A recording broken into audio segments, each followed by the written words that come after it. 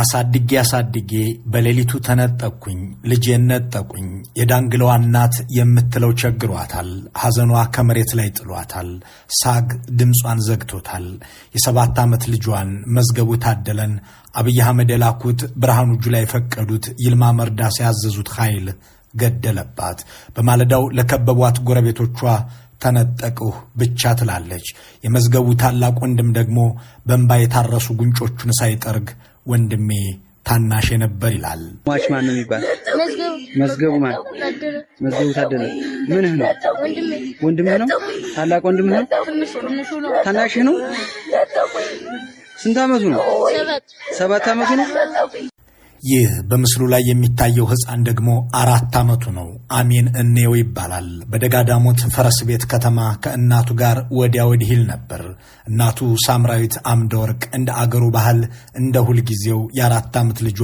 ከወዲህ ወዲያ ይሯሯጣል የሚሮጥ ባጃጅ የሚያልፍ መኪና የምትሳሳለት ልጇን እንዳያገኝባት ስትጠነቀቅ ዋለችው እናት ከሰማይ የወረደባትን ማዕት ግን ልትከላከለው አልቻለችም አብይ አህመድ አሊ ኢላማይን በትክክል የመመታበት ከሲቹዌሽን ሩም የምተኩሰው የሚሉት ድሮን ሳምራዊት አምደወርቅን ልጇን ነጠቃት አሜን እንየው አጠገቧ ያያየች በቱርክ ድሮን ፈረስ ቤት ከተማ ላይ ተገደለ እንዲህ ያሉ ዜናዎችን በአማራ ክልል መስማት ሰሞነኛ ክስተትና ተራ ዜና የሆነ ይመስላል ሕፃን ገዳይ መሪዎች እንቦቀቅላዎችን እያደኑ ይገድላሉ የሚያስደስታቸውም እሱ ነው እኛ የምንገድለው ጽንፈኛውን ነው እንጂ ሌላ አይደለም ይላሉ በብልጽግናዎች አእምሮ የ7 ዓመቱ መዝገቡ ታደለም የ4 ዓመቱ አሜን እንየውም ጽንፈኛ ዘራፊና ታጣቂ ናቸው ይልማ መርዳሳ መሆኑ አለቆቻቸው ብርሃኑ ጁላና አብይ አህመድ አሊ በህዝብ ላይ የከሰከሱት ድሮን በገበያ ላይ የተኮሱትን ቦምብ በተፈናቃይ ካምፕ ላይ የለቀቁትን እሳት ለቅዳሴ በተሰባሰቡ ምዕመናን ላይ የሚያዘንቡትን የቲቢቱ አረር ለደቦርሻ በወጡ አርሶ አደሮች ላይ አነጣጥረው የሚለቁትን አኪጂ ድሮን ኢላማችንን የሚመታ ነው ይላሉ ድሮኑ እንደሌላው መሳሪያ አይደለም ኢላማውን ለይቶና አውቆ ሲታዘዝ የሚመታ ነው ሲሉ ይደመጣሉ እናም እኛ የምንመታው በሙሉ ኢላማችንን ነው ሲሉ በአጽንኦት ይናገራሉ ይህንን መከራከር አይቻልም ደግሞም እውነት አላቸው እነሱ የሚመቱት በትክክልም ኢላማቸውን ነው ኢላማቸው ተርታውና ከርታታው ህዝብ ነው እንደ አሜንና መዝገቡ ያሉ ሕፃናት ናቸው ጸባቸው ከአገሪቱ ህዝብ ጋር ነውና በከተማም በገጠርም ድሮኖቻቸው ይህንኑ ገበሬና ሲቪል ኢላማ ቢያደርጉ ኢላማቸውን መቱ መባሉ ልክ ነው እናም በትምህርት ቤትም ሆነ በቤተ እምነት በመኖሪያ ቤትም ሆነ በገበያ ላይ ከ4 ዓመት ሕፃን እስከ ቄስ ድረስ ቢገድሉ ኢላማቸውን መቱ እንጂ ስህተት ሰሩ አይባልም ባሳለፍነው ሳምንትም ብዙ የአማራ ክልል ከተሞችና ገጠሮች ገበሬዎችና ነጋዴዎች ሕፃናትና አዋቂዎች ኢላማ ሆነው ሰንብተዋል አሁን ጥያቄው እነዚህ ሰዎች ስለምን ሕፃናትንና እናቶችን አርሶ አደርንና ገበያዎችን ይደበድባሉ የሚለው አይደለም በዚህ መልኩ ማሸነፍ ይችላሉ ወይ በርግጥስ በድሮን መዋጋት ለድል ያበቃልን ከዚህ አንፃር ታሪክ ምን ይነግረናል የብልጽግና ሰዎችስ የሚተኩሱት የድሮን ቦምብ ለድል ያበቃቸዋል ወይ ይህንን ድሮን መቀልበስም ወይም መከላከል የሚቻልበት መንገድ ይሳል ወይ በሌላ አገላለጽ ጸረ ድሮን መሳሪያዎች አሉ ወይ የብልጽግናው አገዛዝስ የታጠቀው ድሮን ምን አይነት ነው ስንት ብርስ ያወጣል ከየትኛው ሀገር በምን መንገድ ያገኘው የሚለውን በዝርዝር እንመልከተው The best known of these new weapons is the Bayraktar TB2 combat drone.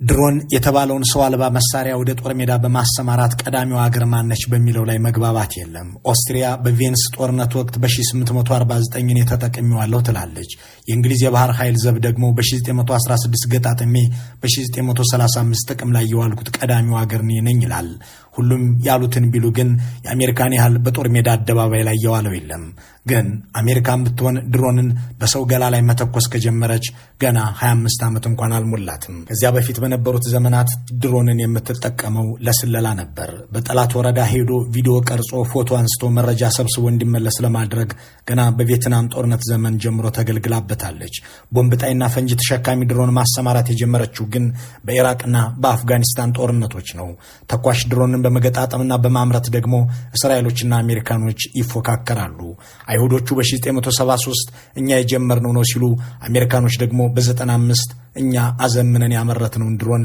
እናንተ አልሰራችሁትም ባይ ናቸው። ፈረንጆቹ ይህንን ቴክኖሎጂ መፍጠር ያስፈለጋቸው በዋናነት ለሰዎቻቸው ካላቸው ስስት በመነጨ ነው።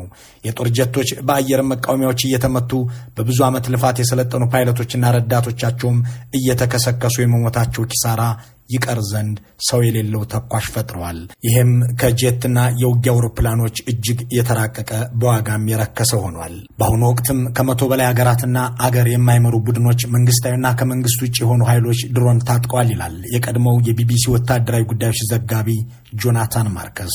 ከነዚህ ሀገራት አንዷ ደግሞ ኢትዮጵያ ነች። ኢትዮጵያ የድሮን ጦር መሳሪያን ለእርስ በርስ ጦርነት በመጠቀም ከሰሃራ በታች ካሉ የአፍሪካ ሀገራት ሁሉ የመጀመሪያዋ ናት።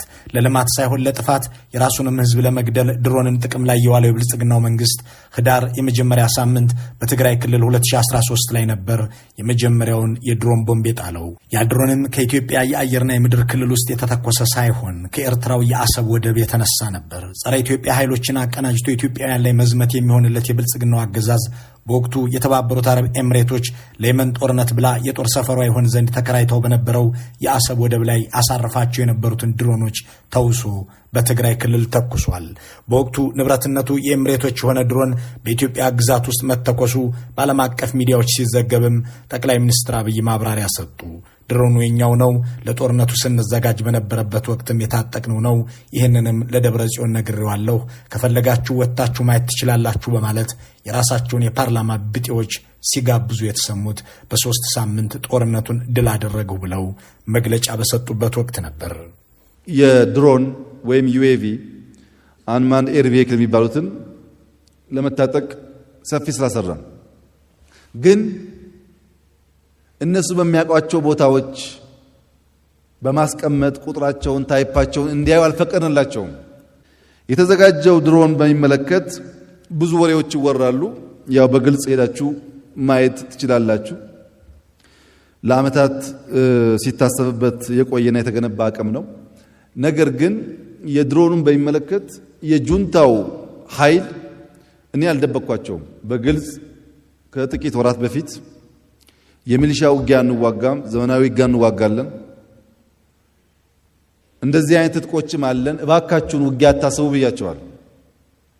አልደበቅኳቸውም። ግን አላመኑም። ምክንያቱም በእነሱ ኔትወርክ ውስጥ አይታይም።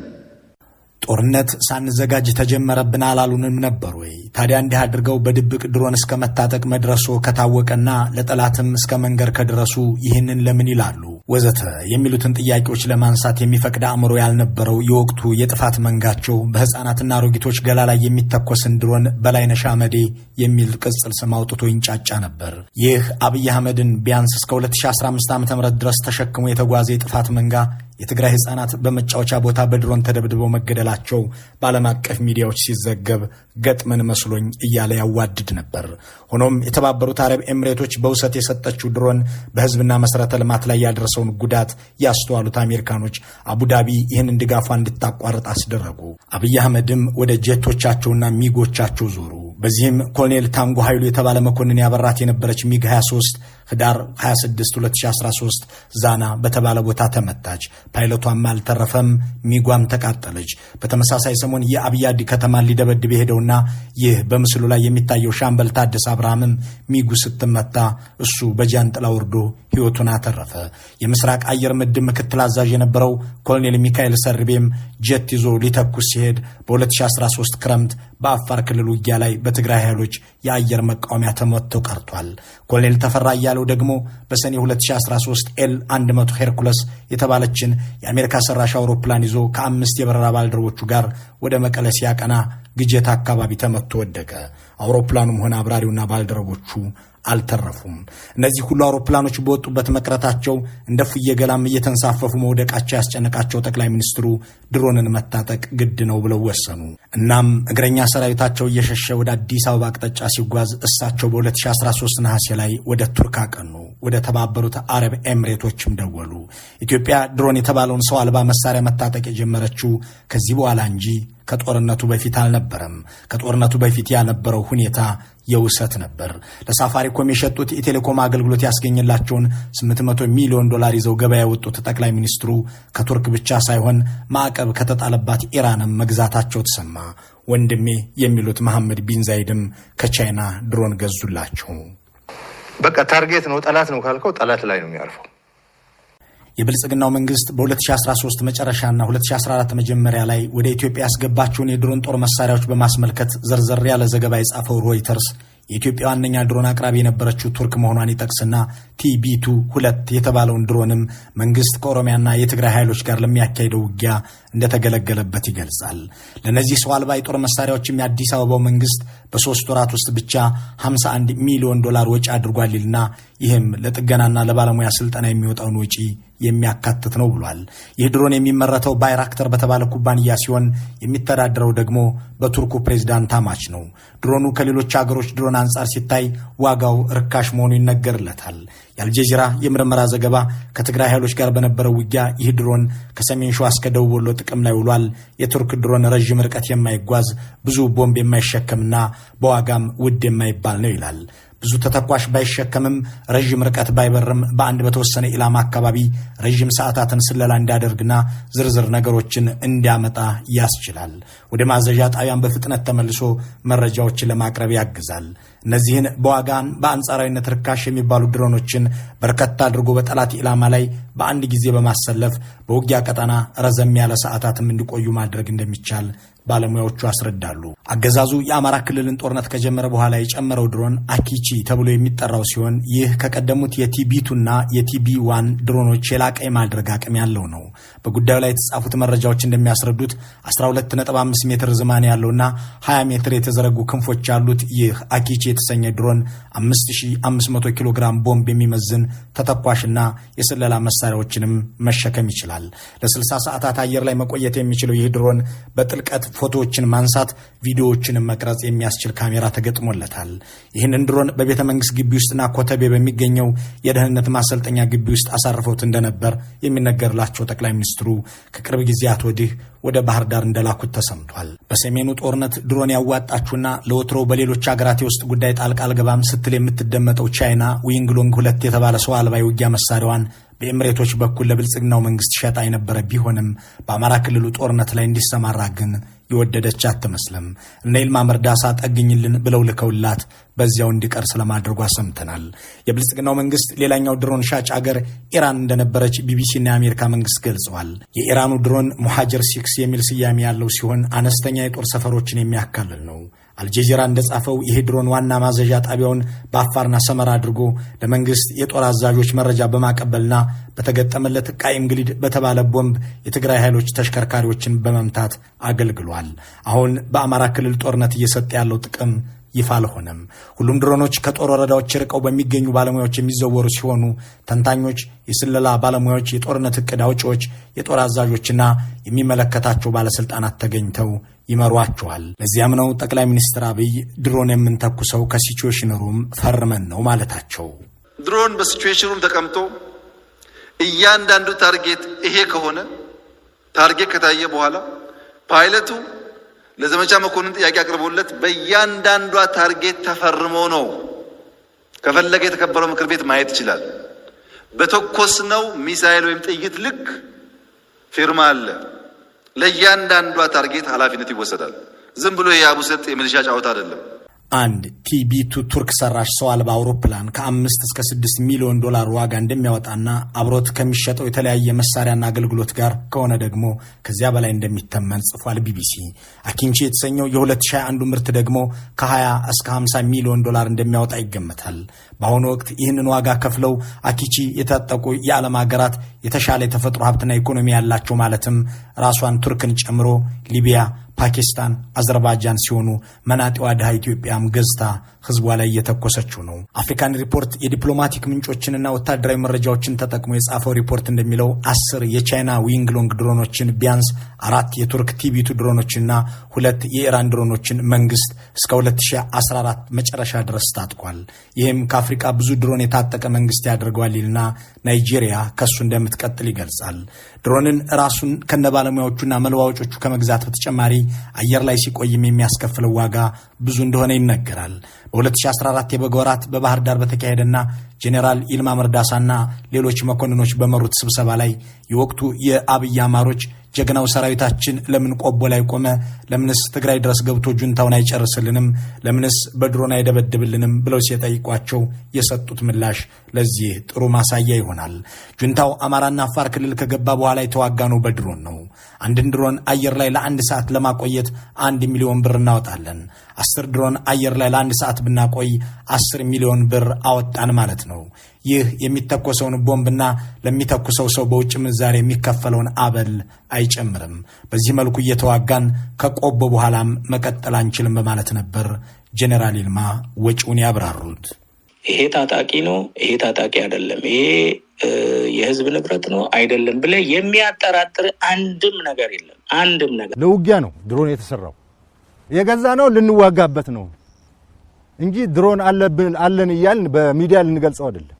ብርሃኑ ጁላ እንዲህ የሚመጻደቁበትን የድሮን ጦር መሳሪያ መታጠቅ የሚፈቀድለት መንግስት ብቻ ነው ወይ? ደግሞስ የማይመታና መንግስትንም ለማሸነፍ የሚያበቃው ነው ወይ? የሚሉት ጉዳዮች መሰረታዊ ናቸው። ይህንን ሰው አልባ ቴክኖሎጂ ቀደም ሲል እንደገለጽነው መንግስታት ብቻ ሊታጠቁት የሚችል አይደለም። ጥሩ የዲፕሎማሲያዊ ሰበብና ምክንያት ያለው ማንኛውም አካል እንደ ማንኛውም ሸቀጥ ገንዘብ ያለው ሁሉ ሊታጠቀው የሚችል ሲሆን እንደ ሄሊኮፕተርና ጄቶች የተለየ ማረፊያና መንደርደሪያ የማይፈልግ መሆኑም ለኦፕሬሽን ተመራጭ ያደርገዋል።